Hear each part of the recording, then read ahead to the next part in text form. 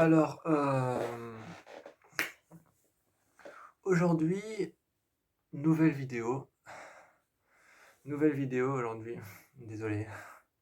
Désolé, je viens de crier sur mon chien, donc j'ai un peu la voix pétée, je viens de crier sur mon chien. Donc voilà. Bref. Aujourd'hui, nouvelle vidéo. Enfin, c'est pas vraiment mon chien parce que j'ai pas demandé à l'avoir, c'est plutôt le chien de mes parents. Euh, Parce que moi, personnellement, si je devais avoir un chien, ce serait un berger allemand, ou un berger australien, ou un golden retriever. Donc voilà. Et là, ce qu'on a pour le moment, c'est un cavalier King Charles. C'est tout de suite différent. Bref, assez parlé de mon chien, mais bon, en plus de ça, j'ai des problèmes pulmonaires. Enfin, problème pulmonaire, c'est assez fort. J'ai pas de problème pulmonaire, mais j'ai du mal à respirer de temps en temps. Euh, Donc, nouvelle vidéo. Je vais choisir aujourd'hui une thématique. Je vais choisir un thème. Je vais choisir un thème principal dans l'horreur. Et dans les deux boîtes qui sont juste derrière moi, qui sont ici et ici, eh ben, je vais sortir quelques films d'horreur. Et si j'arrive facilement à glisser d'un endroit à un autre, c'est parce que je suis sur un tabouret. Donc voilà. Donc je prendrai quelques films d'horreur. Là, j'ai pris la catégorie démons. J'adore les démons, donc il y en aura sûrement une flopée. Il y en aura sûrement une flopée, beaucoup.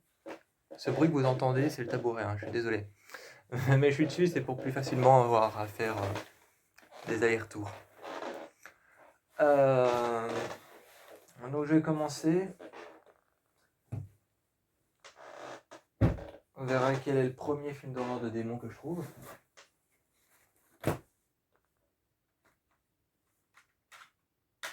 Non. Non, ça c'est de la musique.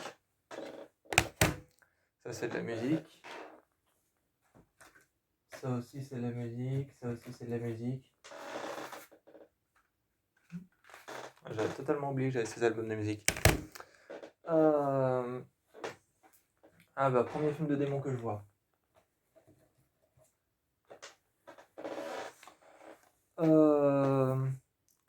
Exorcism of God.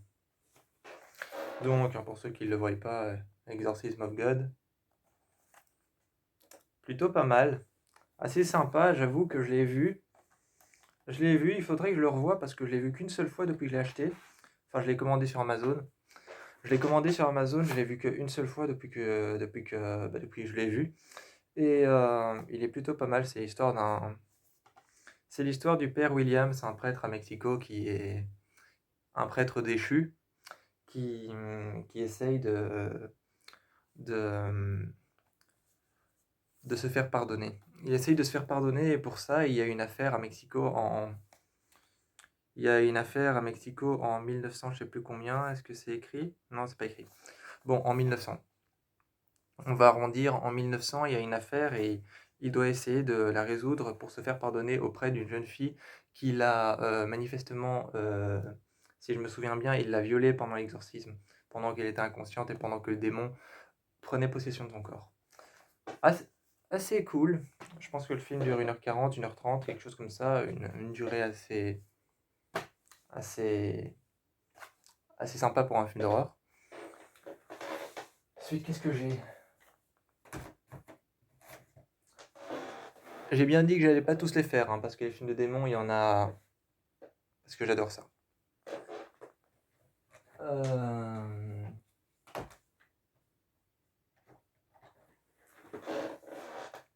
Bah, justement, l'emprise du démon. L'emprise du démon. Euh, Celui-là, on en avait beaucoup parlé. On en avait vraiment beaucoup, beaucoup parlé. L'emprise du démon, assez cool. Ça se passe déjà dans une maison funéraire, donc on est déjà bien. On est déjà bien niveau horreur. Ça se passe dans une maison funéraire. Une maison funéraire, pour ceux qui ne savent pas, c'est un funérarium, donc c'est là où on met les morts. C'est un peu comme les pompes funèbres. C'est un endroit où on met les morts. Voilà, il n'y a pas d'explication plus courte ou plus longue, c'est un endroit où on met les morts. Bref, l'emprise du démon, donc ça parle d'un couple, si je me trompe pas, juifs, parce que c'est la religion juive qui revient dans ce film. C'est la religion juive, les rituels juifs, les exorcismes juifs qui reviennent dans ce film. Et c'est un couple qui s'installe dans cette maison funéraire, parce que le père doit retourner dans la maison funéraire, qui est en fait la maison de son enfance. Et aussi, pour trouver un travail, il doit aller travailler avec les morts, en fait. Donc travailler sur des macabées, des cadavres. À partir de là, il y aura plein d'événements qui vont s'en suivre et ils vont libérer un démon. Ils vont libérer un démon. Et le démon, pour ceux qui le connaissent, c'est Bagoul. Pour ceux qui le connaissent, le démon, c'est Bagoul, un démon qui revient.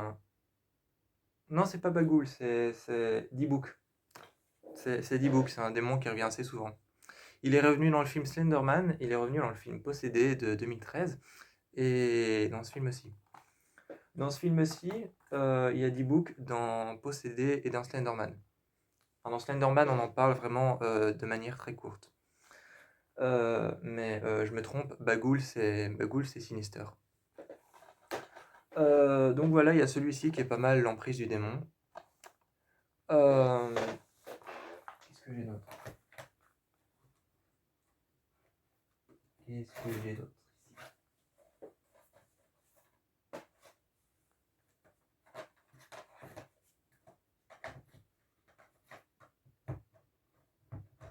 Ah, ici, bonne pioche. Bonne pioche ici.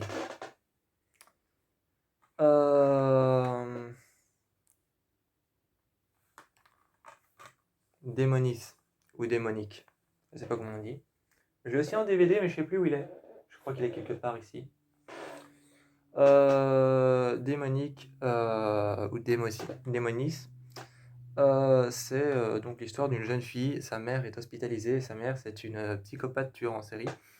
Donc sa mère, c'est une psychopathe tueuse en série, une assassine qui a commis un énorme délit.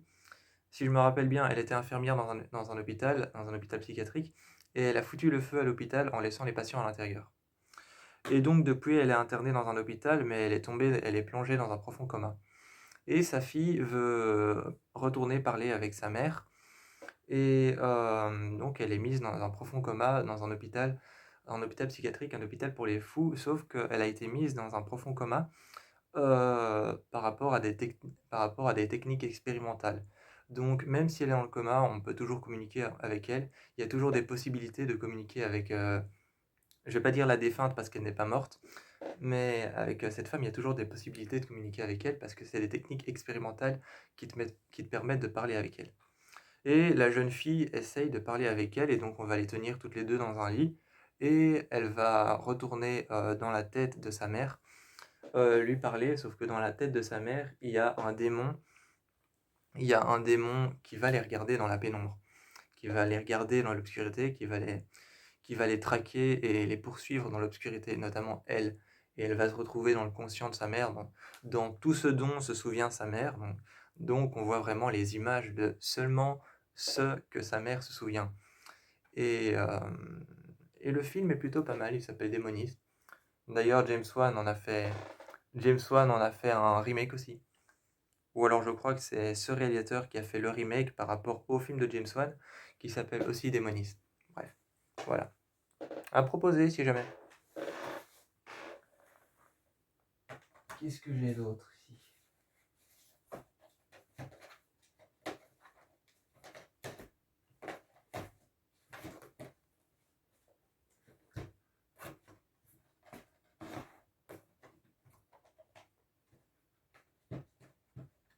Ah.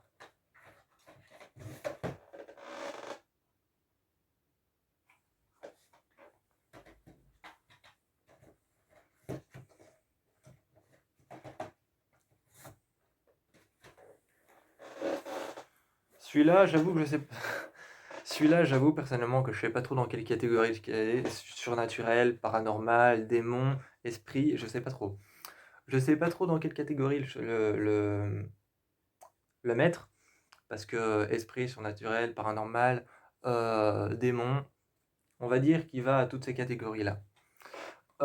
C'est La Chapelle du Diable. Donc La Chapelle du Diable. Voilà.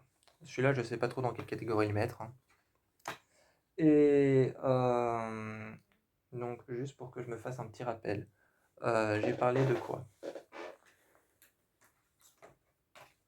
Juste pour que je me fasse un petit rappel.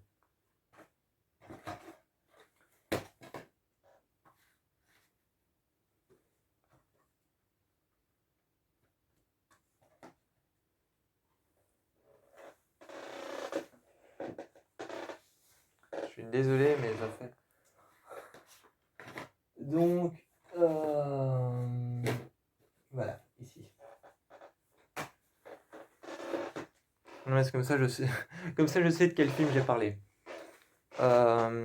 Donc, La Chapelle du Diable, je le place dans la catégorie démon, parce qu'on sait jamais. Il viendra peut-être dans la catégorie esprit, dans la catégorie surnaturel, et peut-être dans d'autres catégories aussi, on verra bien. Donc c'est l'histoire d'une jeune fille qui est sourde et qui est sourde, tout simplement sourde. J'allais dire sourde et muette, mais c'est pas ça. C'est pas ça, donc c'est l'histoire d'une fille qui est sourde et qui a toujours vécu dans une église avec un prêtre. Son père est prêtre ou pasteur, je sais plus, et elle a toujours vécu dans une église sous les ordres et sous les lois de l'église. Et elle est sourde. Et son père, qui est très religieux et qui est prêtre, pense qu'en fait c'est quelque chose qui a été donné par le diable. Et un jour, elle va s'adresser à un arbre qu'il y a dans une prairie. Dans une prairie près de l'église, il y a un arbre abandonné. Et elle va s'adresser un jour à cet arbre et un jeune, un reporter. Un reporter la trouve à cet arbre, mais elle était en train de parler, alors qu'à la base, elle est muette. Ah non, elle est muette et sourde. Excusez-moi, ça fait depuis longtemps que je l'ai plus vue, donc ça fait depuis longtemps que je l'ai plus vue, donc il se peut que certains films, je raconte des conneries, parce que ça fait depuis longtemps que je les ai plus vus. Mais elle est muette et sourde, en fait. Elle a les deux. Je me disais bien qu'elle avait les deux.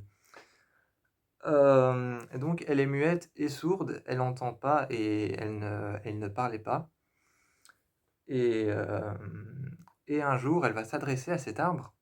Et elle va s'adresser à cet arbre et ce jeune journaliste, enfin ce journaliste, la découvre en train de parler à l'arbre, en train de, enfin, de parler, de murmurer des mots vraiment très bas et d'écouter quelqu'un. Et elle pense que c'est la Vierge, la Sainte Marie.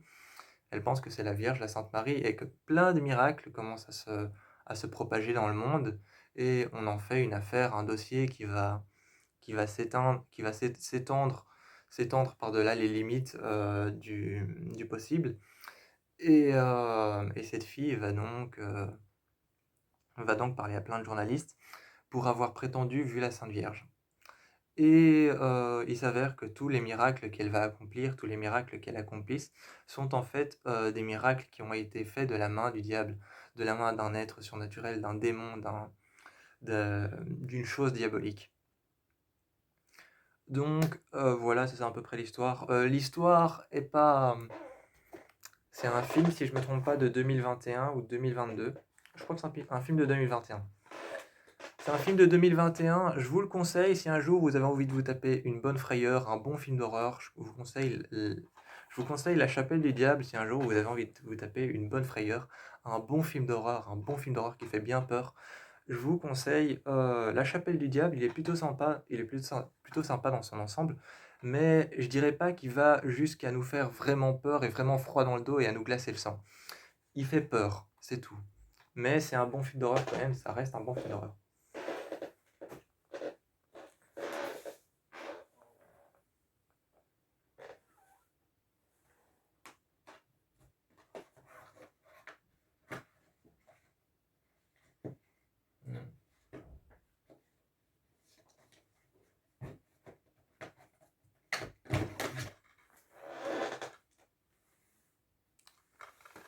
Anthony Hopkins. Anthony Hopkins, notamment Hannibal, Hannibal Lecter. Hannibal Lecter, de Rite, un film de démon, d'exorcisme. Banal. Banal de Rite, un film de démon, d'exorcisme, basé sur des événements vrais d'ailleurs. Oui. Inspiré by the true event.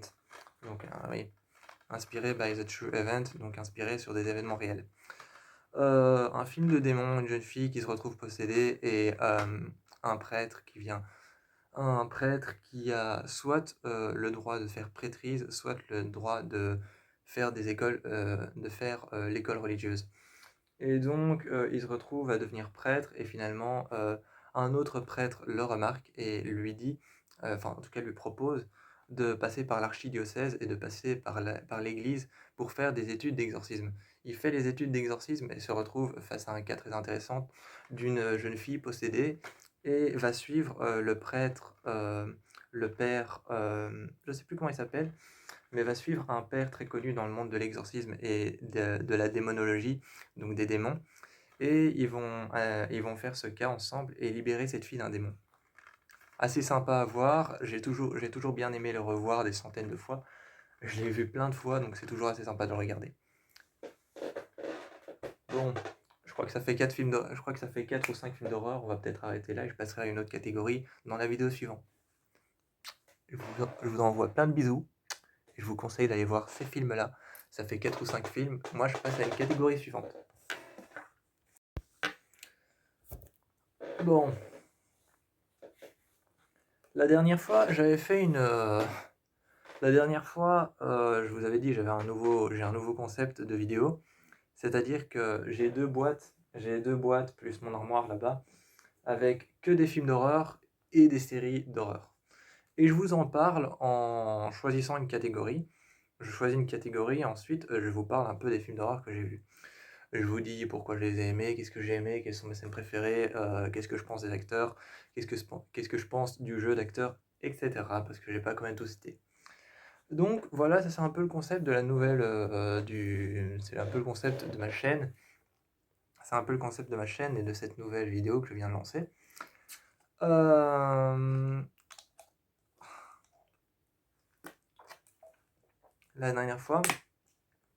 La dernière fois, donc je reviens sur ce que j'avais dit. J'avais parlé des films de démons. Donc ma vidéo s'appelle #1 les films de démons. Ma vidéo s'appelle #1 les films de démons. Excusez-moi, mais je reviens sur la phrase que j'ai dit. J'avais omis un léger détail et quelques légers films dont je voulais parler, mais je voulais pas non plus que la vidéo se rallonge et se rallonge et se rallonge et finisse par faire 1h12. Et finisse par faire 1h12 comme j'avais fait pour la critique de Nightwing. Mais bon, je voulais vous parler de quelques films de démons, seulement je ne savais plus du tout où ils se trouvaient. Je sais que c'est dans celui-là, mais je ne sais plus où c'est. Le premier dont je voulais vous parler, c'était Evil Dead Rise. Je vais essayer de le trouver, je promets rien. Je promets vraiment rien, je vais essayer de le trouver parce que c'est rangé en... comme je les prends, comme je les enlève. C'est-à-dire que quand je les prends, je les enlève, mais je les range pas, il n'y a pas d'ordre. Il n'y a pas d'ordre, je les prends, je les enlève, je regarde, je remets. Il n'y a pas d'ordre du tout.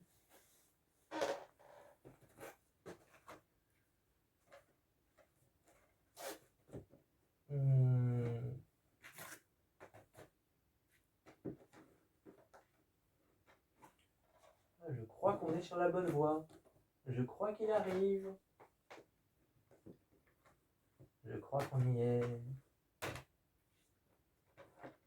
Ah, bah, qu'est-ce que je disais? Qu'est-ce que je disais? Mon instinct ne me ment jamais. Mon instinct ne me ment jamais. Qu'est-ce que je disais? Voilà. J'ai cru voir un film dont je pouvais vous parler, mais c'est plus un film d'esprit. Donc, premier film dont je voulais vous parler, que j'avais omis de mentionner dans mon ancienne vidéo, c'est Evil Dead Rise. Donc, Evil Dead Rise, hein, qui vient de sortir il y a tout juste un an. Il y a tout juste un an, Maman vous aime à mort. Voilà. Donc, Evil Dead Rise, c'est l'histoire d'une mère et sa sœur. C'est l'histoire d'une mère et sa sœur. Sa sœur est en tournée avec son groupe de rock. Et la mère s'installe avec ses deux enfants. Je crois que c'est sa petite fille et son garçon.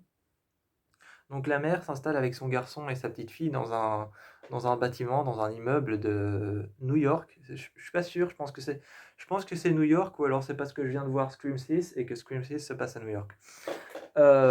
Bon, elle s'installe dans un immeuble et avec son fils et avec sa fille et avec sa sœur qui passe la voir de temps en temps. Seulement, à un moment, lors d'un tremblement de terre, dans l'immeuble, dans le garage de l'immeuble, dans le parking de l'immeuble, il y a le sol qui s'effondre et on découvre un trou, une sorte de cave énorme en dessous des fondations de l'immeuble. Et le jeune garçon et la jeune fille, qui étaient censés dans le film partir aller chercher la commande de pizza. C'est tout de suite moins crédible quand je dis ça comme ça, mais c'est ce qui s'est passé dans le film, c'est le pourquoi du ils sont rentrés là-dedans. Donc ils s'aventurent là-dedans et ils trouvent le fameux livre de Evil Dead. Ils trouvent le fameux livre de Evil Dead et font ce qu'il ne faut pas faire, c'est-à-dire ils font ce qu'il ne faut pas faire, c'est-à-dire lire les instructions. Donc ils lisent les instructions les lettres écrites en hébreu, en langue ancienne, en arabe ou alors en latin, etc. Toutes ces langues.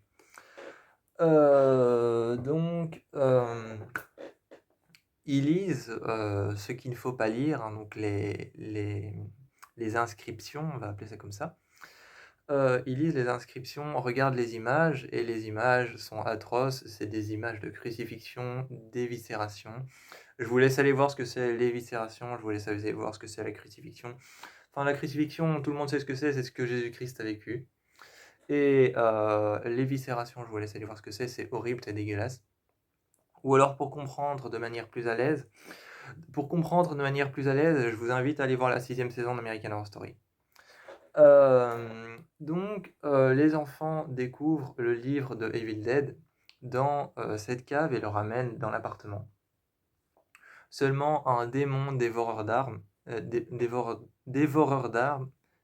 putain, c'est difficile à dire. Seulement un démon dévoreur d'âmes va s'en prendre à la mère. Donc, il ramène le livre et un démon dévoreur d'âmes s'en prend à la mère et il découvre aussi, ça c'est nouveau, j'ai bien aimé ce petit détail. Il découvre 3 vinyles. Le premier est un vinyle sur lequel on entend une femme parler en une langue étrangère, donc peut-être du latin, de l'hébreu, de l'arabe ou alors encore d'autres anciennes langues. Le deuxième, c'est une femme qui parle en une langue étrangère, encore une fois, l'arabe, l'hébreu, etc. Sauf qu'elle est possédée. Le troisième, c'est la personne qui est en train de faire l'exorcisme qui parle. Et qui parle en une langue étrangère, encore une fois, de l'hébreu ou du latin. Et donc s'ensuit une chaîne d'événements surnaturels avec un démon et la mère se fait posséder. Et s'ensuit évidemment comme on est dans la franchise de Evil Dead, s'ensuit une suite d'événements, mais pas horrible, hardcore, trash et dégueulasse. On est dans la franchise de Evil Dead, hein. Ça on peut pas passer à côté. Malheureusement. Donc s'ensuit des événements trash, hardcore, dégueulasses, des gros jumpscares, des gros screamers bien horribles. D'ailleurs, la critique de films en général sur les réseaux sociaux, j'ai vu un article qui disait que la critique de film, en 2023 avait qualifié Evil Dead Rise de film d'horreur sadique. Je suis quand même d'accord avec ça, personnellement. Personnellement, je suis d'accord de critiquer, dire que Evil Dead Rise est un film d'horreur sadique. Même si sadique, c'est quand même un mot assez radical et assez brutal pour déterminer quelque chose, pour,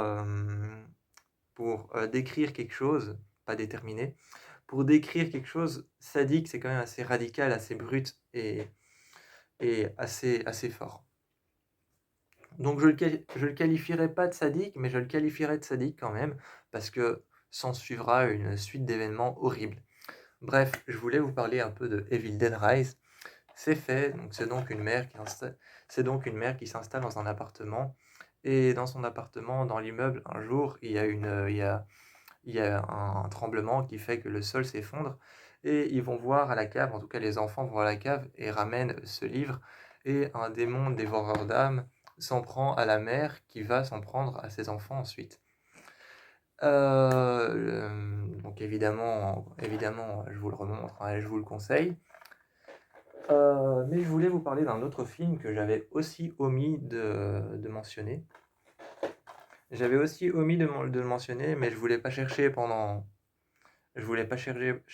trop longtemps. C'est ce film, c'est La Proie du Diable. Donc La Proie du Diable ou The Prairie of Devil.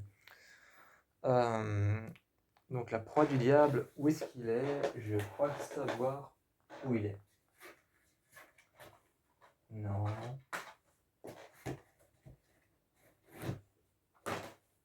Je sais qu'il est là quelque part, si je me gourre pas.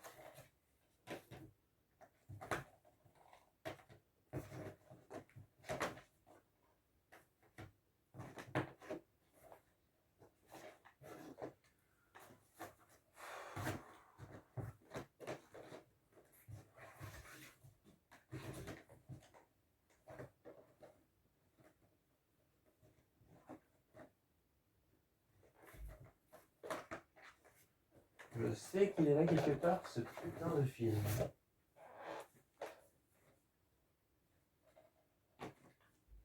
Je suis désolé pour l'absence que je laisse, hein. Mais je sais qu'il est là quelque part.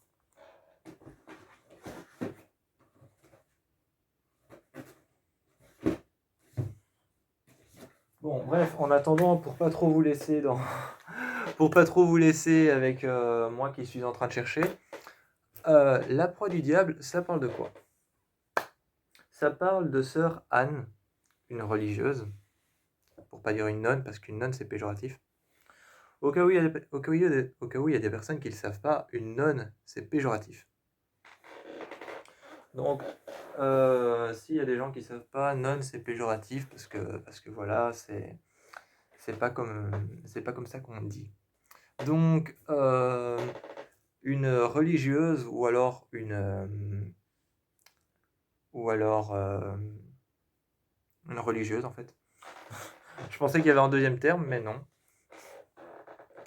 Donc ça parle de sœur Anne, une religieuse qui vient s'installer dans les rangs de l'église, dans les rangs de l'archidiocèse, pour pouvoir étudier la démonologie et étudier les démons, parce que quand elle était jeune, elle était malheureusement victime de sa mère qui était atteinte de lourds et de gros troubles mentaux, et jusqu'à ce qu'elle découvre toute seule, petite, que sa mère n'était pas atteinte de troubles mentaux, de gros troubles mentaux, mais de démons en fait. Elle était atteinte d'un démon. Un démon la possédait et voulait prendre sa fille. Donc, sœur Anne s'installe et essaye d'étudier les démons de plus près. Sauf que ce qu'elle n'avait pas prévu, c'était qu'elle allait retomber sur le même démon qui était dans sa maman, mais qui cette fois-ci se trouve dans une petite fille. L'intrigue est super bien ficelée. La fin, on s'y attend pas du tout. Je vais pas vous spoiler la fin, mais la fin, on s'y attend pas du tout. Il y a toute une intrigue avec cette petite fille qu'elle va suivre, qui est possédée par le même démon que sa mère.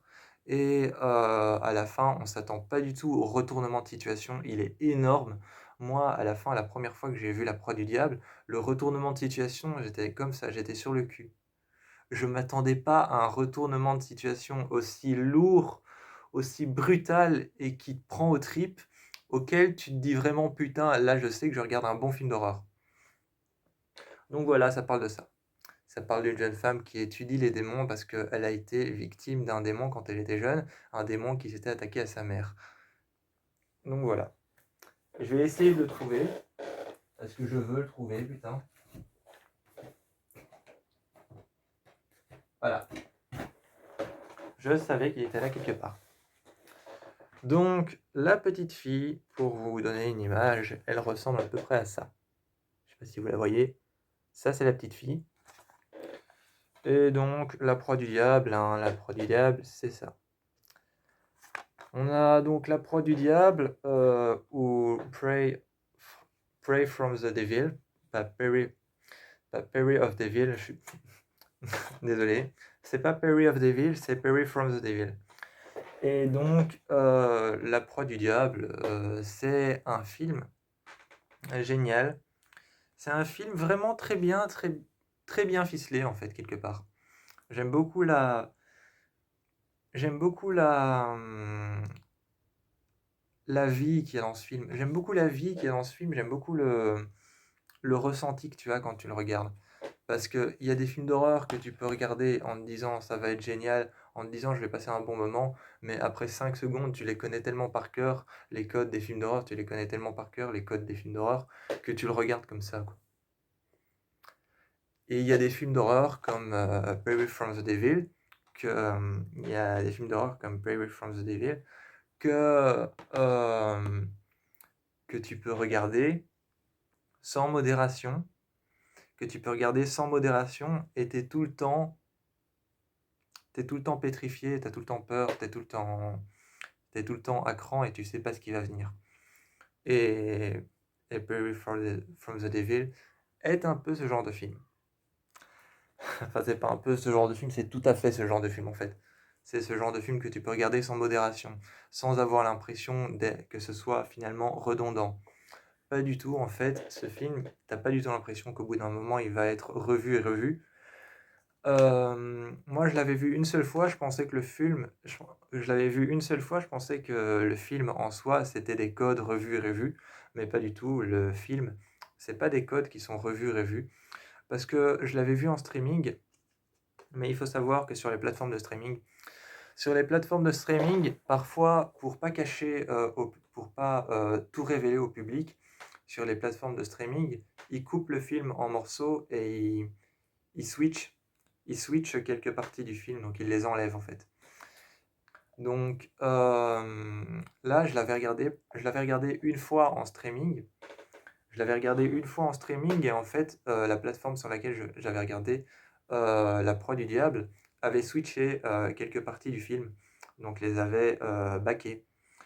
Donc j'avais pas eu tout le film, et quand j'avais fait ma critique, je le trouvais nul, revu et revu, et insupportable. Finalement, j'ai acheté le film, je me le suis procuré, je l'ai regardé et je l'ai vu en entier.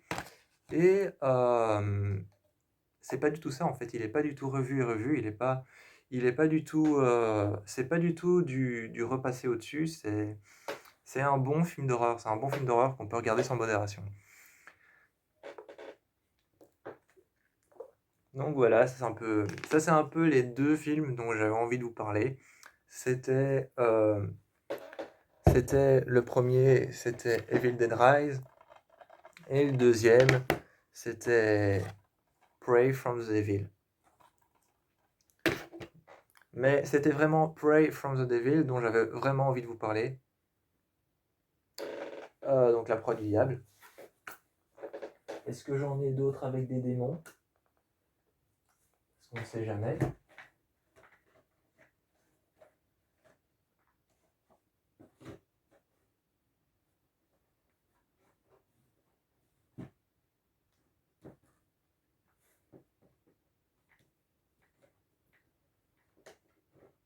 Non, je pense pas que j'en ai d'autres avec des démons. Si j'en ai d'autres avec des démons, je crois que c'est la saga Conjuring. Donc je vais vous laisser sur Je vais vous laisser sur Pray for the Devil. Pray for the Devil. Je vais vous laisser là-dessus. Et sur Evil Dead Rise, moi je vous fais plein de bisous. C'était juste un petit rappel de mes films d'horreur de démons que j'avais présentés. Je voulais juste vous montrer ces deux-là et j'avais un peu omis de vous les présenter. Donc j'ai fait une deuxième vidéo, une deuxième partie, parce que j'avais omis de présenter ces deux-là. Je vous fais plein de bisous et je vous encourage à aller voir La Proie du Diable et Evil Dead Rise, si vous avez les couilles de le regarder, parce qu'il est quand même assez trash. Alors, normal, il y a la chaise. Aujourd'hui, je vais continuer de vous montrer des films d'horreur, hein, et de vous dire, donc je vous dis moi pourquoi je les aime, je vous dis ce que j'aime dans le film, et ensuite je vous le propose, comme ça si jamais vous avez envie de le voir, vous avez des propositions. Vous avez quelques propositions de films d'horreur si jamais vous voulez vous taper, je sais pas moi, une pyjama party entre copains, ou alors tout simplement une soirée avec un copain ou une copine. Voilà. Vous avez des propositions. Bon, aujourd'hui, je vais pas partir sur un genre particulier, je vais pas partir sur horrifique psychologique, je vais pas partir sur horrifique démon, horrifique esprit ou horrifique poltergeist, etc. Non, aujourd'hui, on va partir sur un réalisateur. Je vais partir sur du Shyamalan. Bon, Shyamalan, on le connaît tous pour ses films un peu bizarroïdes. D'ailleurs, je crois qu'il est sur le point de nous sortir un nouveau film d'horreur, si je ne me trompe pas, qui s'appelle... Je ne sais plus comment il s'appelle, mais je crois qu'il a déjà dévoilé le titre de son film. Mais il est sur le point de nous sortir un nouveau film d'horreur qui arrivera en 2024. Bon, j'ai dû un peu chercher pendant longtemps dans mon bac, parce que j'en avais quelques-uns qui sont là, mais sinon tous mes Shyamalan sont dans l'armoire là-bas. Je vais commencer avec le premier, hein.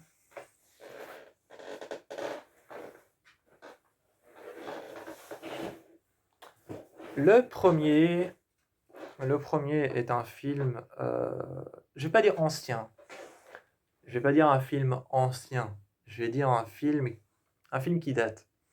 On va dire que c'est un classique, quoi. On va dire que ce film, c'est un classique, quelque part, c'est un film que tout le monde a déjà vu, c'est un film que tout le monde a déjà regardé avec ses copains ou a déjà regardé tout seul. En gros, c'est un film que tout le monde s'est déjà tapé. C'est Le Sixième Sens. Donc Le Sixième Sens avec Bruce Willis, qui raconte en fait l'histoire d'un, si je ne me trompe pas, c'est un psychologue ou un psychiatre. Je crois que c'est un psychologue. Ça raconte l'histoire d'un psychologue qui suit en fait un petit garçon, et ce petit garçon n'a pas 5 sens, mais 6 sens. Il a 6 sens, dont le sens de pouvoir voir les morts. Et donc il va chez ce psychologue, j'allais dire psychiatre.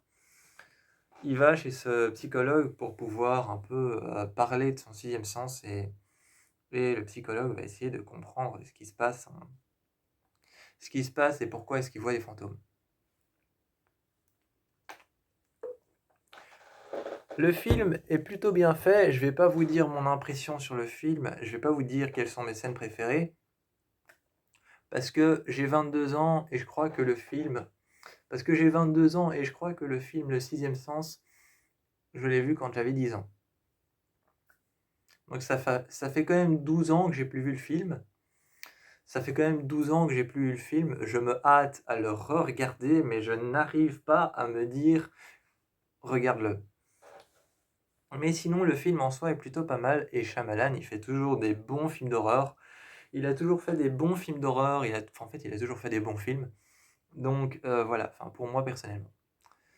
Donc Le Sixième Sens, ça parle de ça, et je vous encourage parce qu'en plus c'est que avec des bons acteurs. C'est que avec des bons acteurs. Il y a Bruce Willis, il y a Toni Collette. Et il y a Toni Collette qui est une actrice, même pas besoin d'en parler, hein, c'est une actrice productrice et réalisatrice, je crois. Il n'y a même pas besoin d'en parler, celle-là, elle est parfaite. Donc, Le Sixième Sens, hein, avec Bruce Willis, hein. Prochain film sorti, je crois, en 2022 ou 2023. Je crois que c'est 2022, je crois. Non, 23. 2023 parce qu'il est sorti en même temps qu'Evil Dead Rise. Voilà. 2023 parce qu'il est sorti en même temps qu'Evil Dead Rise. C'est Knock at the Cabin. Knock at the Cabin, c'est un film de M. Night Shyamalan. J'étais vraiment pas sûr de moi à l'idée de me le regarder. C'est donc un couple de deux hommes. C'est donc un couple de deux hommes, un couple gay, qui s'installe dans une... J'ai d'ailleurs remarqué qu'on met de plus en plus de personnes... on met de plus en plus de personnes homosexuelles dans les films d'horreur. Je sais pas pourquoi, mais voilà. Ouais. Ouais, petite parenthèse. Petite parenthèse, on met de plus en plus de couples gays dans les films d'horreur. Est-ce que c'est stylé? Est-ce que c'est mignon? C'est sympa? Je sais pas. Et donc, ces deux hommes qui vont dans un chalet, dans une maison. Oui, c'est un chalet, une petite maison en bois reclus dans la forêt. Donc, ils vont dans cette petite maison en bois renfermée dans la forêt pour passer les vacances avec leur jeune fille. Sauf que 4 personnes viennent dans la maison. 4 personnes viennent dans la maison. Évidemment, quand je dis viennent dans la maison, c'est pas toc toc, on entre, on nous ouvre la porte. Non, c'est évidemment, je défonce la porte, je rentre à l'intérieur et je pète tes vitres. Évidemment, c'est comme ça qu'ils rentrent. Hein. Ils rentrent et ces 4 personnes sont apparemment des messagers de l'apocalypse. On connaît tous les mondes imaginaires de M. Night Shyamalan, c'est souvent très compliqué à comprendre. C'est souvent très compliqué à comprendre et ces 4 personnes sont donc disent être des messagers de l'apocalypse et disent savoir ce qui va se passer quand la Terre va arrêter de garder l'humanité, avec elle. Voilà, quand la Terre va mourir, quoi. Ils disent savoir ce qui va se passer et une fois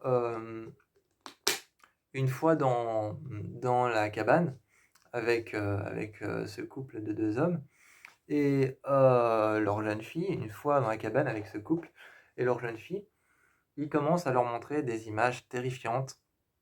Ils commencent à leur montrer des images terrifiantes de, par exemple, plein de choses, plein de séismes qui se sont passés dans le monde à des dates qui sont plus ou moins les mêmes, mais très proches en fait. Qui sont plus ou moins les mêmes, mais des dates qui sont très proches. Et donc, ils montrent des séismes. À un moment, ils montrent à la plage. À la plage, ils montrent un homme qui a filmé la mer. Parce qu'il faut toujours savoir que quand la mer recule très loin, cours le plus loin possible et mets-toi sur un sommet. Parce que quand la mer recule très loin, ça veut dire qu'il y a une vague qui va arriver et qu'il y a un ouragan qui va engloutir la baie et engloutir toute la ville. Donc quand vous voyez l'océan reculer très loin, tracé vraiment. Et donc ces 4 personnes rentrent dans leur maison de vacances, dans leur chalet, et montrent une image de la mer qui recule très loin et d'un homme qui est en train de filmer ça avec son GSM. Donc on voit apparaître à l'écran comme quand vous faites une vidéo, le symbole vidéo avec les minutes qui, euh, qui passent juste au-dessus en rouge. Et il est en train de filmer tout ça et il dit des choses comme c'est pas possible, c'est pas croyable, faites attention. Enfin bon, commence à s'énerver et commence à avoir peur. Donc on sent la panique, la peur et tout ça. Et Shyamalan, c'est aussi le pro pour te faire peur sans te faire peur. C'est le pro pour te faire peur sans te faire peur, c'est le pro pour te faire croire qu'il y a quelque chose qui va arriver mais que finalement non. C'est le pro pour te foutre le doute en fait.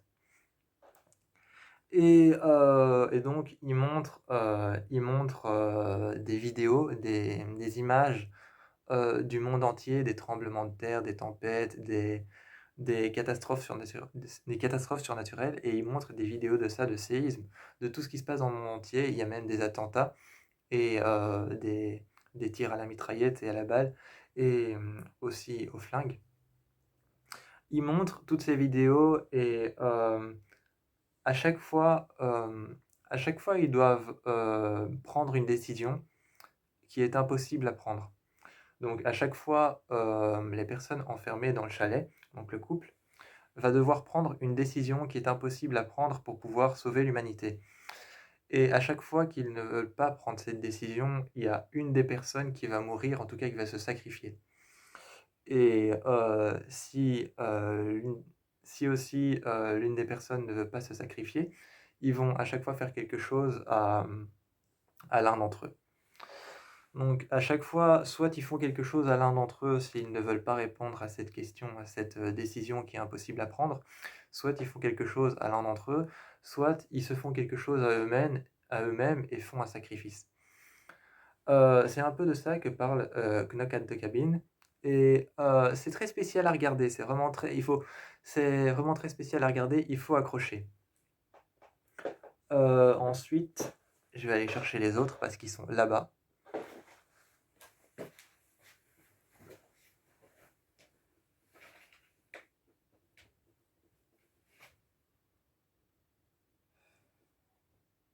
Alors, il y a celui-là que j'ai.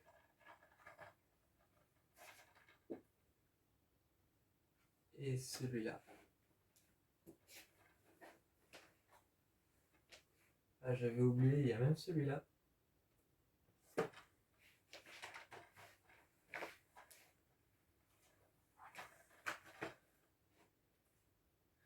Et forcément, il y a celui-là.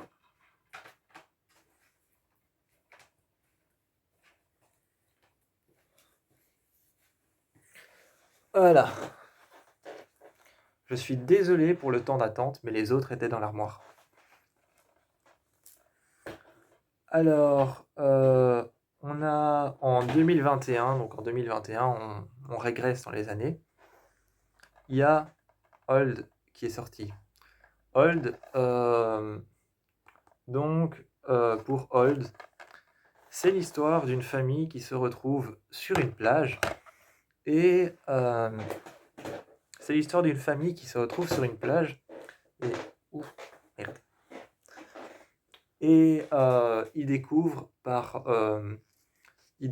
que leur métabolisme, leur corps humain, donc ils découvrent que leur métabolisme humain commence drastiquement à vieillir de manière accélérée. Donc les parents commencent à s'en faire très fort parce que les enfants deviennent très vite un peu plus vieux qu'ils ne l'étaient avant. Ensuite, ils deviennent très vite adolescents, puis très vite adultes, et les parents, eux, vont peut-être mourir avant eux. Donc cette famille qui est accompagnée aussi d'un autre couple et d'un autre couple aussi,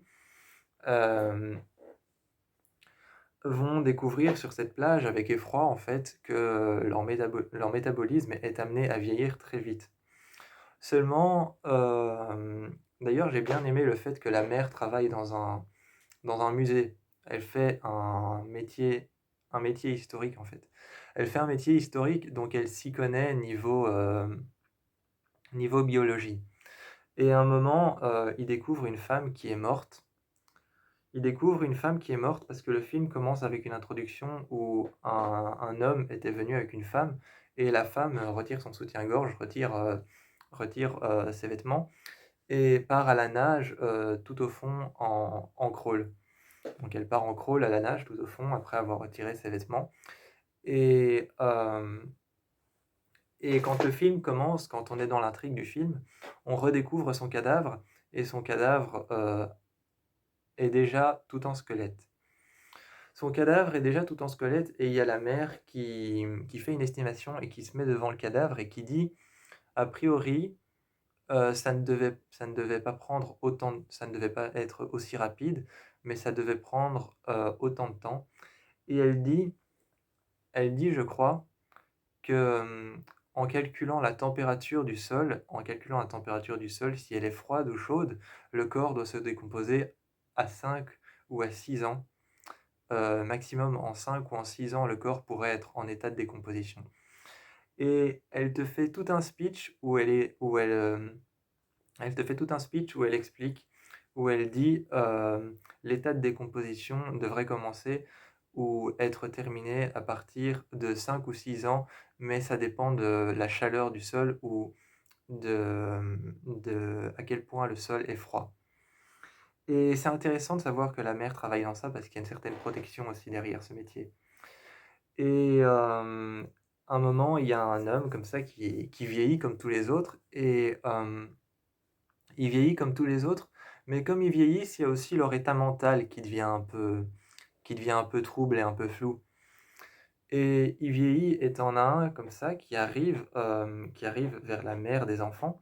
Les enfants sont déjà devenus adolescents et sont déjà beaucoup plus vieux qu'avant et commencent à s'inquiéter aussi parce qu'ils savent pas ce qui se passe sur cette plage.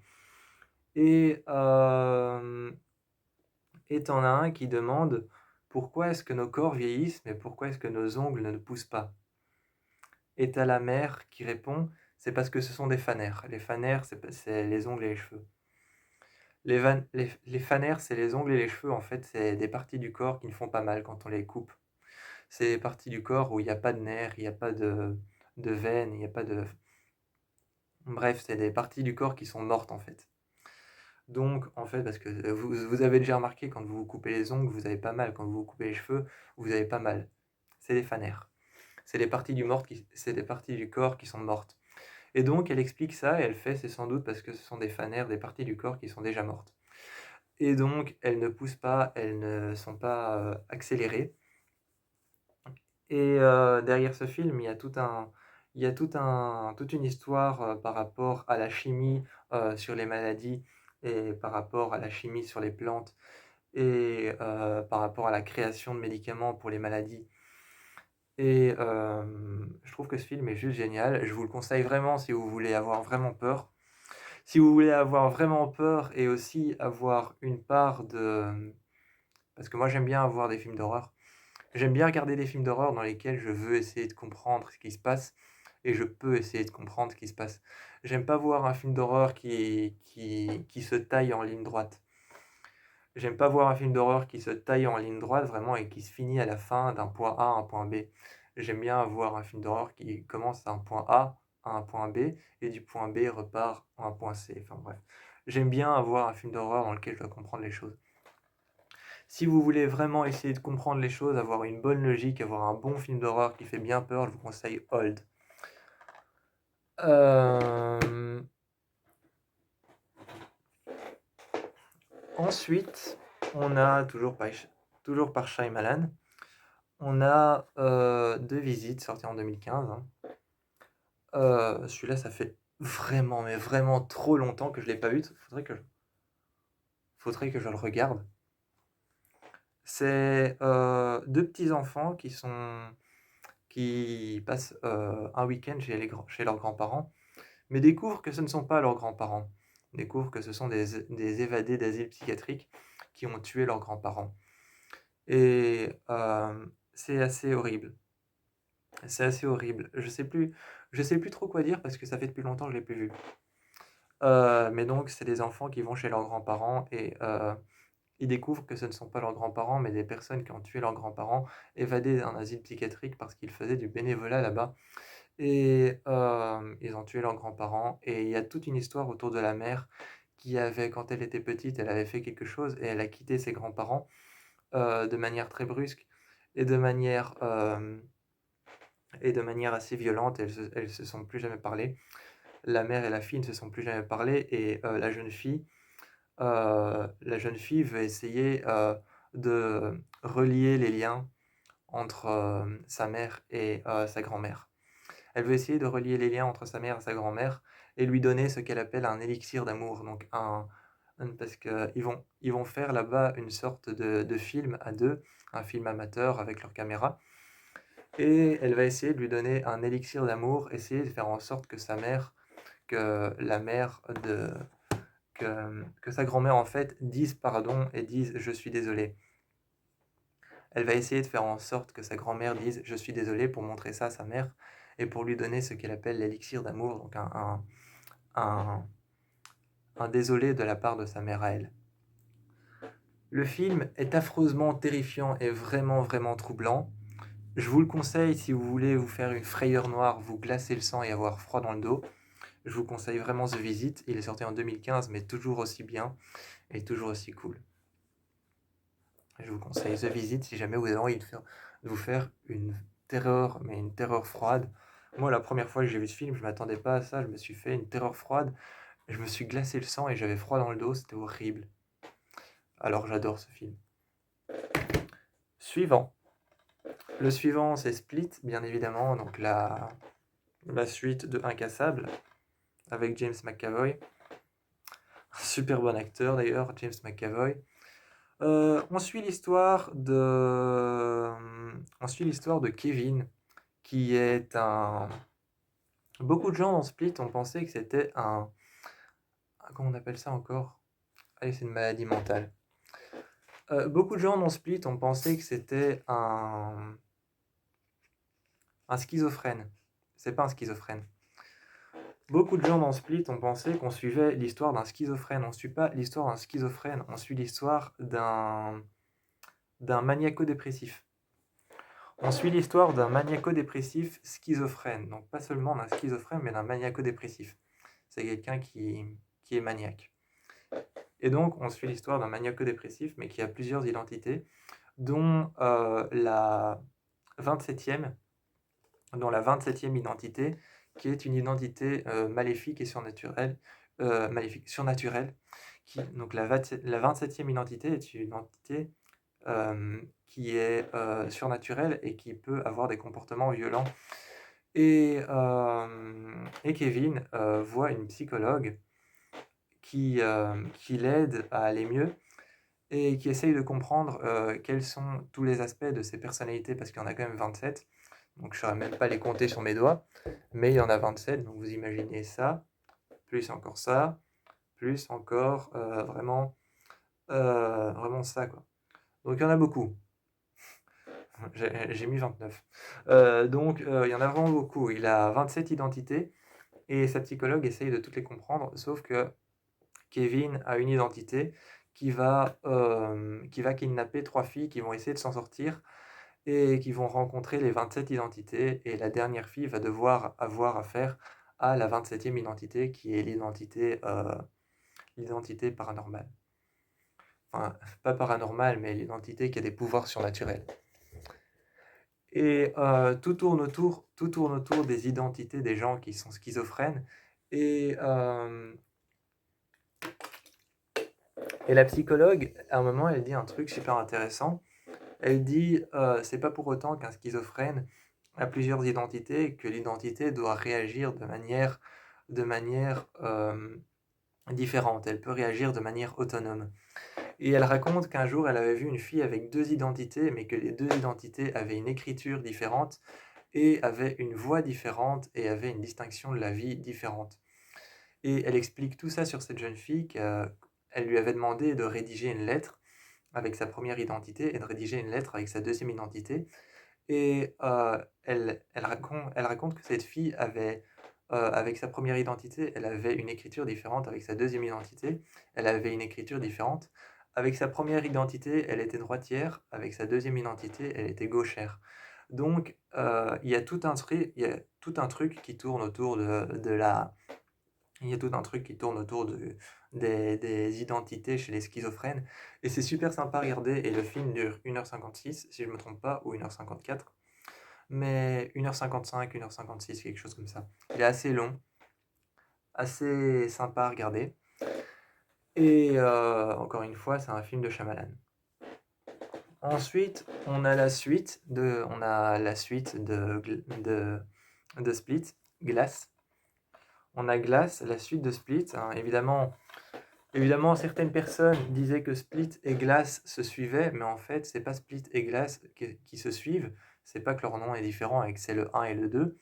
En fait, il y a Incassable 1, Incassable 2, je crois qu'il y a Incassable 3, Et ensuite, c'est Split et ensuite, c'est Glass. En fait, c'est toute une série de films. Mais il y a Tous les Incassables. Split, c'est la suite et ensuite Glass, c'est la suite de Split. Et donc, Glass, c'est un peu le dénouement de comment... Glass, c'est un peu le dénouement de Split qui explique comment est-ce qu'il est devenu cet homme avec ses 27 identités, qui cette fois-ci a kidnappé toute une équipe de cheerleaders. Cette fois-ci, la Horde, donc son nom de ses 27 identités, le nom de ces 27 identités se sont donné un nom et pensent être des super-héros. Et une psychologue dans un asile psychiatrique va analyser leur comportement et analyser le comportement de 2 autres personnes, de ces 3 patients, dont la Horde qui pense être des personnes qui viennent de comics de super-héros. Et,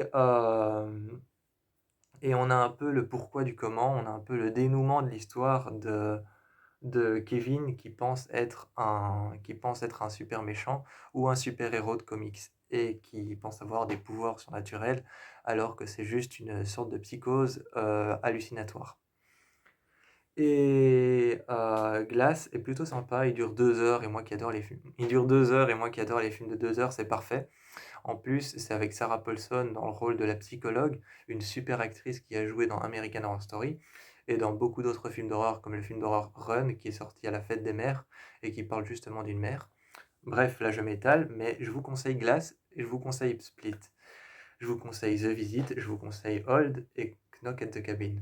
Et aussi Le Sixième Sens. Parce que les films de Shyamalan sont trop cool. Je vous fais plein de bisous et je vous encourage à aller regarder tous ces films. Bon, on va arrêter.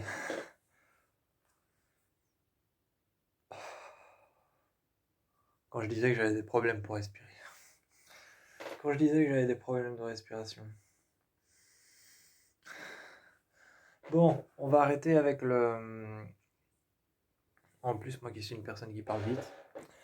On va arrêter avec le premier. Le premier bac. Je le referme. Bon. La dernière vidéo. Excusez-moi. Voilà. La dernière vidéo, c'était un spécial Shyamalan. La dernière vidéo, c'était un spécial Shyamalan, donc où je parlais des films de M. Night Shyamalan. Donc je parlais de ces films, notamment Split, Glass, Knock at the Cabin, Old et The Visit et Le Sixième Sens, etc. Donc voilà, aujourd'hui on va faire un spécial James Wan. Donc je vais un peu vous parler des films de James Wan. Donc je vais vous parler des films de James Wan, mais pour ça je vais pas avoir besoin de ce bac là, mais de ce bac là. Vous ne les voyez pas, je sais, mais ils sont là.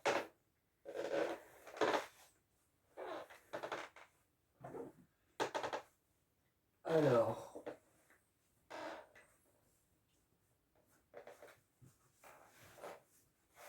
je vais juste... Voilà, c'est à ça que ça ressemble. C'est énorme, je sais.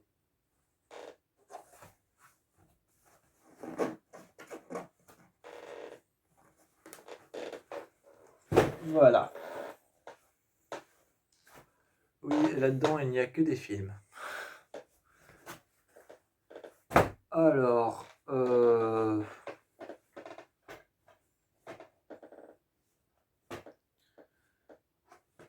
déjà, la première chose que je vais faire, c'est je vais évidemment vous parler de la saga emblématique qui a rendu James Wan célèbre. Insidious. Donc Insidious, c'est évidemment la saga qui a rendu James Wan l'un des plus grands réalisateurs et producteurs de films d'horreur au monde, les plus connus. Insidious, c'est évidemment cette saga qui l'a rendu très très connu. Voilà. Mais où est-ce qu'il est, Insidious? Où est-ce qu'elle est? Je sais que très récemment j'avais acheté le 5 parce qu'il y a le 5 qui est sorti avec Patrick Wilson qui jouait Josh Lambert dans le 1, le 2, le 3 et le 4 avait réalisé le 5. Mais où est-ce que j'ai mis... Ah, ils sont ici. Si je ne me trompe pas. Ah, ils sont là. Voilà, alors la saga emblématique de Insidious. On a évidemment le premier chapitre, hein, emblématique, le premier film de James Wan. Ensuite, on a eu le deuxième film de James Wan, le deuxième Insidious, emblématique aussi. Ensuite, on a eu le troisième de James Wan, le troisième Insidious. Par contre, le troisième Insidious, celui-ci, juste une chose a été réalisée,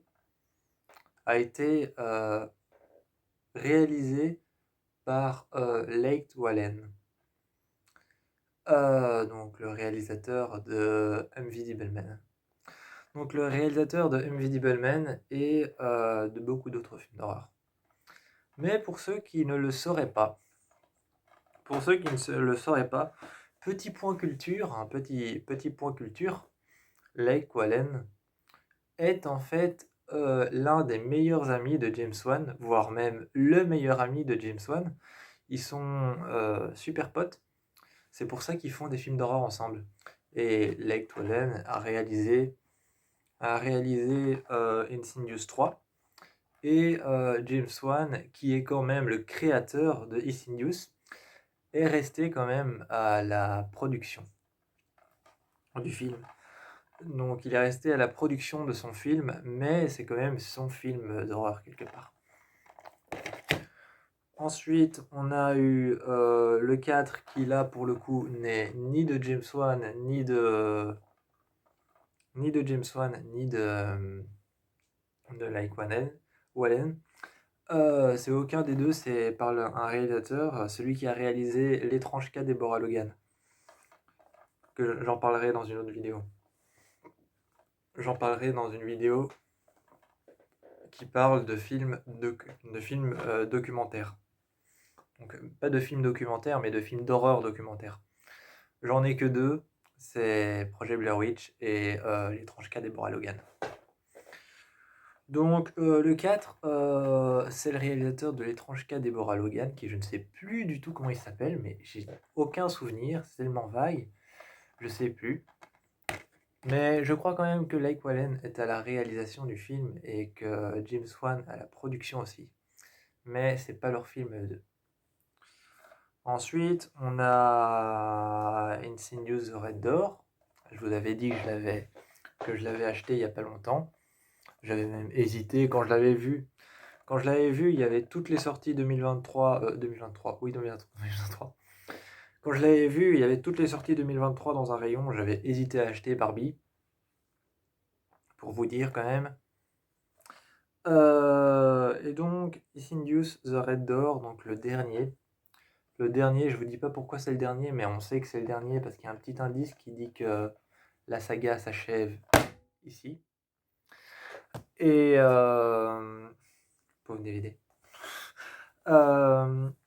Donc voilà, ça c'est le dernier, réalisé par Patrick Wilson, qui joue Josh Lambert dans tous les films. Donc voilà, ça c'est vraiment les films qui ont rendu James Wan célèbre. Évidemment, le seul film qui a rendu James Wan célèbre, c'est Insidious. Et je parle bien je suis désolé si de temps en temps je dis Insidious avec un N et de temps en temps je dis Insidious. C'est parce que toute ma vie j'ai entendu Insidious alors qu'en fait ça se dit Insidious. Je suis désolé. Désolé pour les personnes qui ne supportent pas cette prononciation, mais c'est pas de ma faute, je l'ai entendu comme ça alors j'ai fini par l'encaisser. Mais le vrai film qui a rendu James Wan célèbre, c'est Insidious. C'est Insidious. Donc voilà, donc c'est vraiment celui-là qui a rendu James Wan réalisateur de films d'horreur le plus connu. En tout cas, pour moi, c'est le plus connu. Ensuite, on a, évidemment, je vais vous sortir...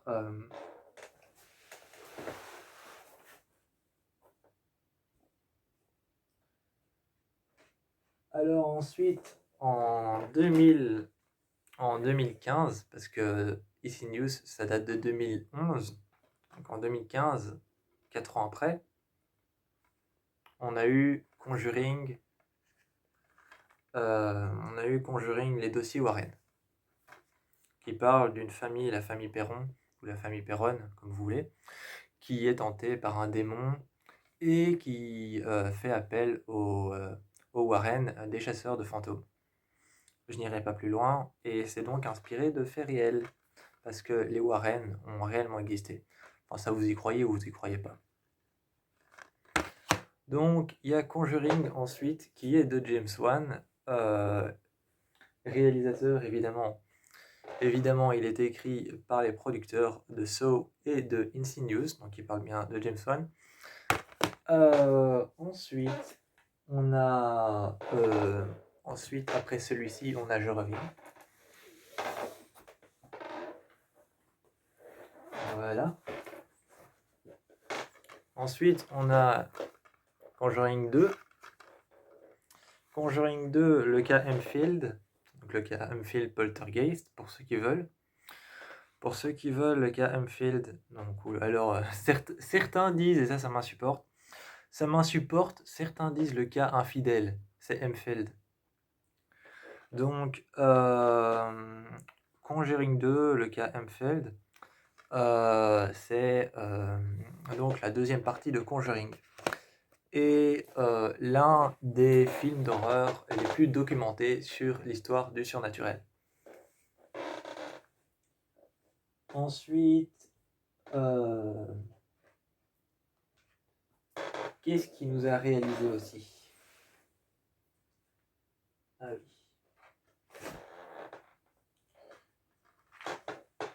Ensuite, on a eu évidemment Annabelle. Annabelle, qui l'a rendue célèbre aussi, l'histoire d'une poupée l'histoire d'une femme qui collectionne les poupées. Et son mari offre à cette femme, Mia, voilà, Mia. Son mari offre à sa femme, Mia, une poupée. Et cette poupée s'appelle Annabelle. Et il va se passer des choses étranges autour de cette poupée et en lien avec cette poupée. Jusqu'à en faire appel à un prêtre pour pouvoir essayer d'arrêter la poupée.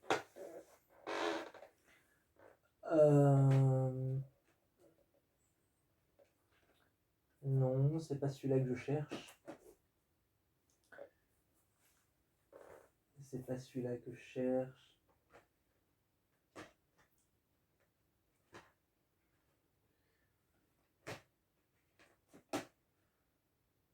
Bon bah, en attendant, je vais quand même le prendre.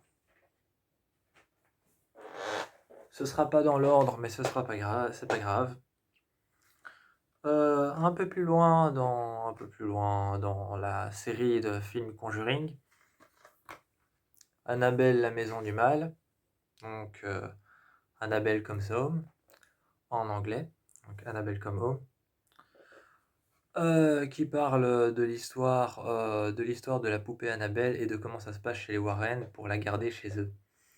Et à un moment, la poupée s'évade et il se passe des faits étranges et tous les esprits qui sont enfermés dans cette pièce dans laquelle se trouve la poupée s'évadent et foutent un peu la merde chez les Warren.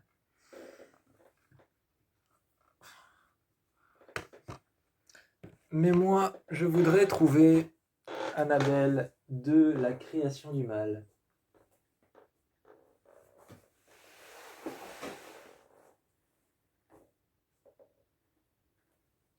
Et si je ne le trouve pas, c'est certainement parce que elle est de l'autre côté.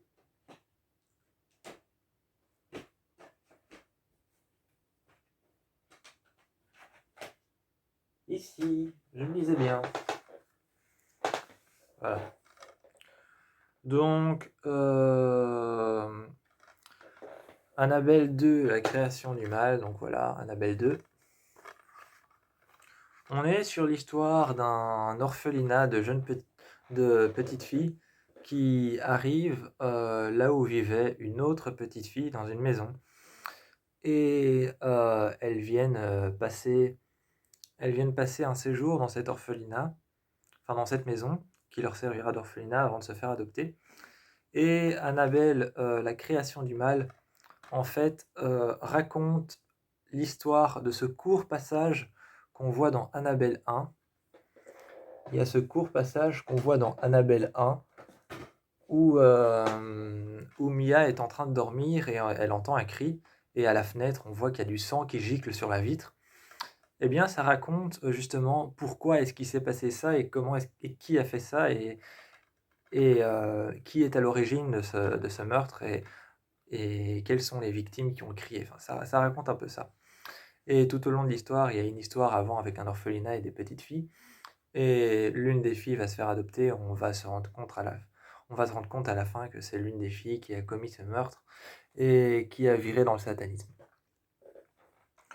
Donc ça c'est Annabelle 2 qui raconte un peu ça, qui raconte l'origine de qui est à l'origine de ces meurtres et de ce qui s'est passé dans Annabelle 1. Annabelle 3, je l'avais déjà fait, donc j'ai fait Annabelle 1, Annabelle 2, Annabelle 3.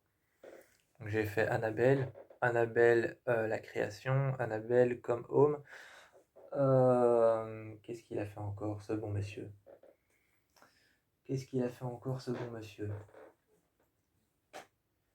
Ah oui, j'avais vu de l'autre côté, ici, j'avais vu, je suis pas fou. Évidemment, ça tout le monde en parle. Tout le monde en parle pour le moment parce qu'il y a la deuxième partie qui vient de sortir, La Nonne. La Nonne, tout le monde en parle pour le moment parce qu'il y a la deuxième partie qui vient de sortir et apparemment dans La Nonne 2, je ne l'ai pas vue. Je ne l'ai pas encore vu, La Nonne 2. Apparemment, il y aurait des indices qui prouveraient peut-être qu'il va y avoir un Annabelle 4 et peut-être un Conjuring 4. On dit qu'il y a des indices vers la fin du film La Nonne 2. En tout cas, j'ai lu ça quelque part, j'ai entendu ça quelque part, que vers la fin de La Nonne 2, il y a des indices qui disent qu'il y a peut-être un Annabelle 4 qui se prépare et un Conjuring 4 qui se prépare aussi. D'ailleurs, je suppose que tout le monde l'a déjà remarqué, mais on sait savoir quand est-ce qu'il va y avoir un Conjuring suivant et quand est-ce qu'il va y avoir un Annabelle suivant. C'est simple, pour le moment, il y a 3 Conjuring et il y a 3 Annabelle. Donc si un jour il y a un 4e Annabelle, il y a un 4e Conjuring qui va forcément sortir. Parce que les nombres équivaut toujours à la même chose dans les deux parties. Chez Conjuring, il y en a 3, chez Annabelle, il y en a 3. Les nombres équivalent, pardon. Excusez-moi.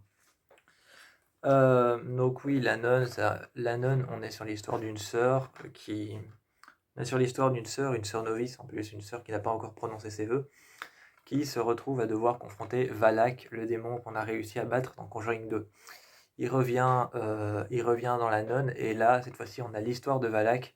Comment est-ce qu'il est arrivé sur Terre? Qui l'a appelé? Qu'est-ce qui s'est passé? Quelle est son histoire? Et etc. Et on est avec une nonne et un prêtre qui vont suivre l'enquête de Valak, là où se passent des événements étranges et surnaturels dans une sorte d'énorme monastère. L'archidiocèse et l'abbé, les a envoyés là-bas à la recherche d'une enquête pour pouvoir savoir qu'est-ce qui cause tous ces faits étranges et surnaturels. Et c'est le démon Valak, et c'est là qu'on apprend un peu son histoire. Et donc, la nonne, plutôt, il y a eu beaucoup de remarques à propos du film La Nonne quand il est sorti. Quand il est sorti, le film La Nonne, il y a eu beaucoup de remarques à propos de ce film parce que tout le monde disait oui, il va être très effrayant, il va faire vraiment peur, mais au final, quand les gens ont été le voir au cinéma, je sais pas combien il a au box-office. Le box-office, c'est le nombre de personnes qui ont été le voir au cinéma.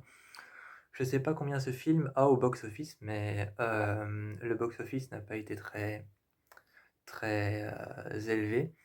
Et les personnes qui ont été, enfin, si, il a été très élevé, mais les personnes qui ont été les voir ont souvent été déçues, et donc il y a eu beaucoup de gens qui ont dit oui, mais La Nonne n'est pas non plus le film de l'année et n'est pas le meilleur film que James Wan a fait. Donc voilà.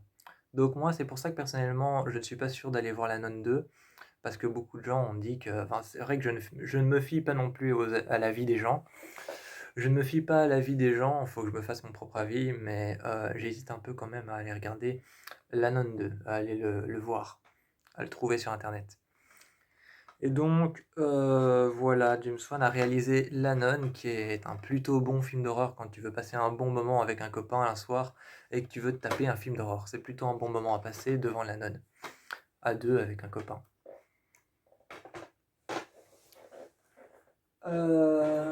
Sinon, il y a aussi...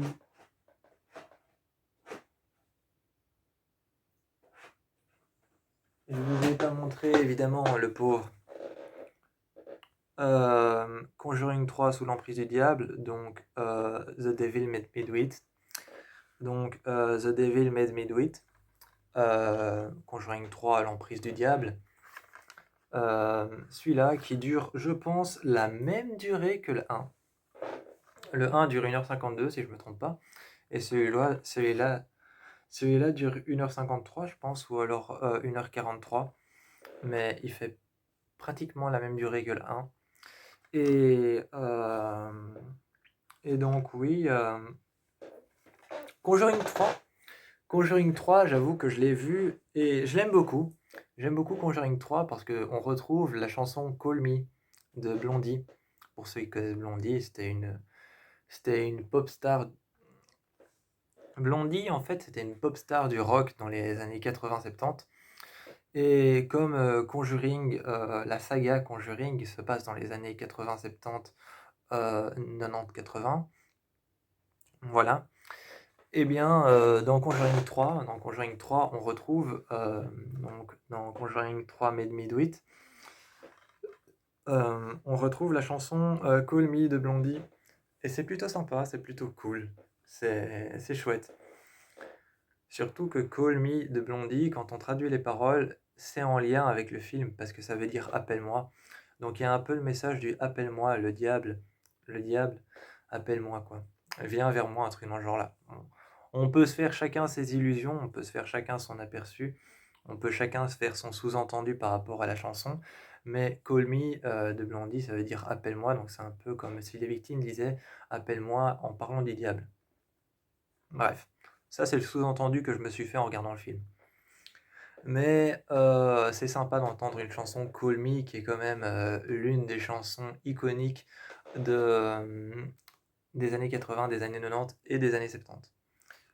Donc l'entendre dans Conjuring 3, c'était assez cool, et surtout qu'elle était mise en lien avec le diable. Donc c'était plutôt chouette. Ensuite, petit bonus.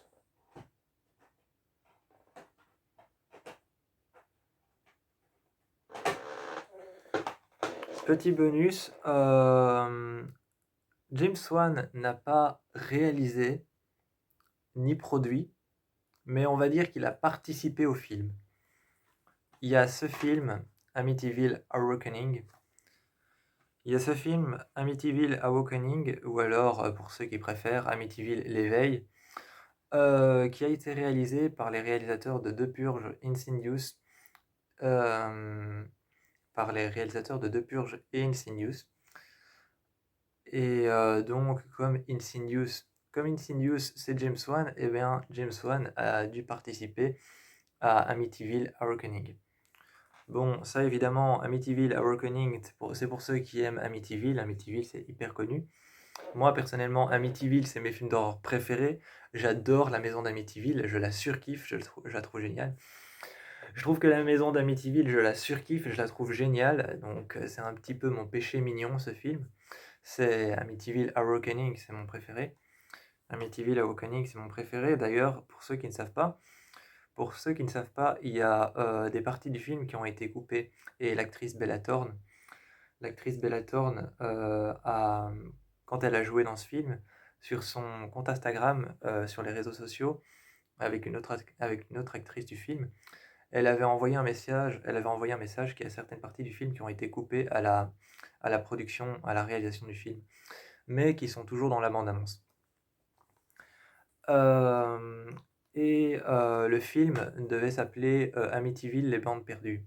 Donc il devait s'appeler Amityville: The Lost Band. Mais finalement, il s'appelle Amityville: Awakening. Il est toujours aussi bien, il est toujours aussi génial, moi je l'aime bien, il dure 1h27. Il est pas mal si jamais vous voulez vous faire une petite frayeur à la James Wan. Si jamais vous voulez vous faire une petite frayeur à la James Wan entre potes un soir, regardez Amityville: Awakening.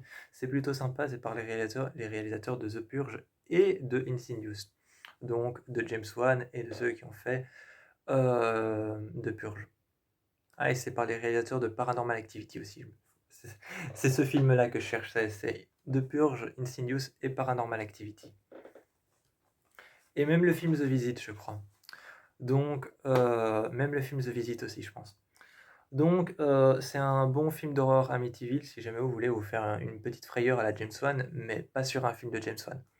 Donc, je vous conseille quand même Amityville: Awakening.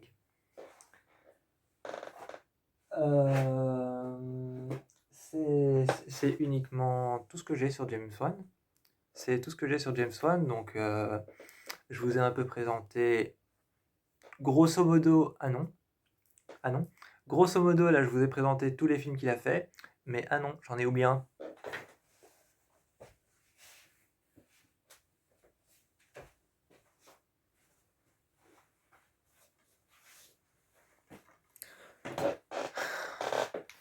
Bon, j'avais totalement oublié, le pauvre. 2022, Megan. Megan 2022, donc Megan, pour ceux qui savent pas, moi je savais pas. Moi je savais pas, je me suis tout simplement dit, je me suis dit, allez, hein, pourquoi pas. Je me suis dit, allez, pourquoi pas, regarde Megan. Si ça se trouve, en fait, James Wan a simplement donné ce nom Megan à sa poupée parce qu'il voulait l'appeler Megan. Pas du tout, en fait, M veut dire modèle, le 3 veut dire 3, G veut dire génération, AN veut dire Android. Donc ça veut dire modèle 3, génération Android. Je savais pas du tout. Je savais pas du tout et quand j'ai appris ça, je me suis dit en fait pourquoi est-ce que le film s'écrit Megan avec un E à la place du E, un 3. Et en fait, dans le film, je me suis rappelé qu'il disait que c'est pas un robot ou une poupée. Ils présentent pas ça comme une poupée ou un robot. Ils disent c'est un modèle 3 génération Android. Et là, j'ai regardé et modèle 3 génération Android et ça tient debout. C'est quand même intelligent, je trouve, c'est hyper intelligent. Donc pour ceux qui veulent voir Megan, c'est Gemma. C'est Gemma qui, est en fait une je sais plus si on dit roboticienne. Donc c'est Gemma, une femme qui s'occupe de robots, notamment de jouets pour les enfants. Et qui, c'est une femme qui s'occupe de jouets pour les enfants, de faire des jouets de mécanique. Et un jour, elle travaille sur un projet. Elle travaille sur le projet Model 3 génération Android, donc Megan, montre cette poupée à sa nièce qui vient tout juste de perdre ses parents, qui sont morts dans un accident de voiture. C'est pour ça qu'elle a sa nièce avec elle d'ailleurs. Et Megan doit justement la protéger de tous les dommages qui peuvent atteindre sa nièce. Megan va virer tarée. Megan va virer tarée, comme dans tous les films d'horreur de poupées, on ne sait pas pourquoi, il y a un moment où elle vire tarée. Et il y a ce petit robot qui la contrôle. Je ne sais plus comment il s'appelle dans ce film, mais il y a ce petit robot qui la contrôle. Et il va y avoir un Megan 2.0 qui est sur le point de sortir en 2000, je sais pas combien, mais il est en production, en réalisation, et il y a Megan 2.0 qui va sortir. Et on le sait à la toute fin du film, parce que quand elle ferme la porte derrière elle, il y a le petit robot qui se rallume et qui dit quelque chose. Donc il va y avoir un 2. Et donc, je conseille vraiment, pour tous ceux qui aiment les films, pour tous ceux qui aiment les films de poupées, pour tous ceux qui aiment les films de poupées qui virent taré, je vous conseille Megan. Je vous conseille vraiment Megan. C'est un super bon film d'horreur. par le réalisateur de Annabelle, donc James Wan, et par le réalisateur de Black Phone. Black Phone, c'est un film d'horreur de serial killer, j'en parlerai dans une prochaine vidéo. Et en parlant de James Wan, parce que lui c'est quand même un grand, grand réalisateur.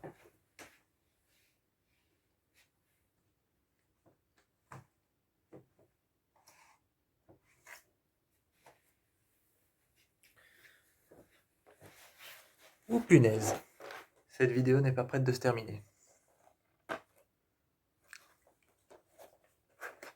Bon, je dois vous faire un résumé. Non, je crois pas que ce soit nécessaire. Bon, Saw, un psychopathe qui enferme des gens. Un psychopathe qui enferme des gens dans des hangars, dans des maisons abandonnées et qui leur fait passer des tests en disant quelle importance vous apportez à votre vie, quelle est l'importance que tu donnes à ta vie. Donc voilà, de 1 à 8. De 1 à 8 et le 9e qui est ici, donc Spirale. Évidemment, cette année, il y a le 10e qui est sorti et l'année prochaine encore, il y a le 11e qui va sortir. Ça, j'ai regardé ce matin les films de Lake Wallen, le grand copain de James Wan et le réalisateur de Invisible Man. J'ai regardé tous les films qu'il avait fait. Apparemment, il va réaliser Saw 11 qui va sortir. Et donc voilà, Spiral parle de l'héritage de Saw, donc de la personne qui héritera de tous les pièges de Saw. Et personnellement, j'ai moins aimé Spiral que tous les anciens Saw, où les anciens Saw sont quand même iconiques et incroyables. Moi, mon Saw préféré, c'est le 2. Je sais pas pour vous. Moi, mon Saw préféré, c'est le 2 et c'est le 6. Parce que le 6, on est sur un parcours du combattant, et c'est vraiment le mot à employer. C'est un parcours du combattant, avec un homme qui doit essayer de libérer toutes des personnes qu'il connaît. Donc le 6, c'est un homme d'affaires qui est dans un endroit, et il doit essayer de libérer toutes des personnes qu'il connaît et qui ont travaillé pour lui. Et à chaque fois, essayer de les libérer par rapport à cette question. Quelle est l'importance que tu donnes à ta vie? Donc moi, c'est le 2 aussi, à cause d'un seul piège, un piège dans lequel une jeune femme doit plonger dans une bassine qui est juste en dessous d'un lit, une bassine qui est remplie d'aiguilles, des aiguilles avec un poison à l'intérieur, et il y a une seule aiguille qui est verte, et qu'elle doit trouver dans toutes des aiguilles jaunes, et elle doit trouver cette aiguille, cette seringue, et c'est pas une aiguille, c'est une seringue, mais je faisais référence à l'aiguille qui est au bout de la seringue. Elle doit trouver cette seringue dans laquelle il y a un antidote, sauf qu'il n'y a qu'une seule seringue et qu'ils sont 4. Et ils doivent s'injecter cet antidote pour survivre, mais ils sont 4 et c'est un peu la loi du plus fort. Dans Saw, ça a toujours été la loi du plus fort. Et donc évidemment, je vais pas vous faire le récap de tous les Saw, parce qu'il y en a quand même 6. Et avec celui-là, il y en a 9. Et avec l'autre qui va sortir, il y en aura 10. Et avec dans quelques années, il y en aura 11. Saw, je pense que ça ne va jamais s'arrêter de toute façon. Donc voilà, James Wan est un grand, grand, grand, grand réalisateur. Ce réalisateur ne s'arrête jamais de faire des films. C'est dommage, j'ai pas Dead Silence, pardon. Silent Hill. C'est dommage, j'ai pas Dead Silence, parce que c'est aussi l'un de ses premiers films.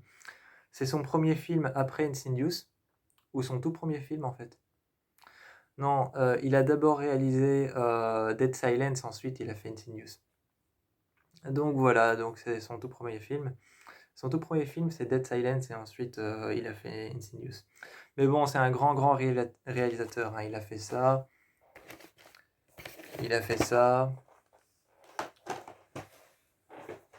Il a fait tous les Insidious. Il a fait toute la saga Conjuring. Et il a fait Annabelle 3, donc l'un des chapitres de la saga Conjuring. Donc quand je vous dis que ce gars réalise beaucoup de films d'horreur, il les réalise beaucoup de films d'horreur. Déjà, je pense que ça doit être un putain de taré pour avoir toutes ces idées. Ou alors il passe son temps à regarder que des films d'horreur. mais ça doit être un gars qui a beaucoup d'imagination et qui est complètement taré.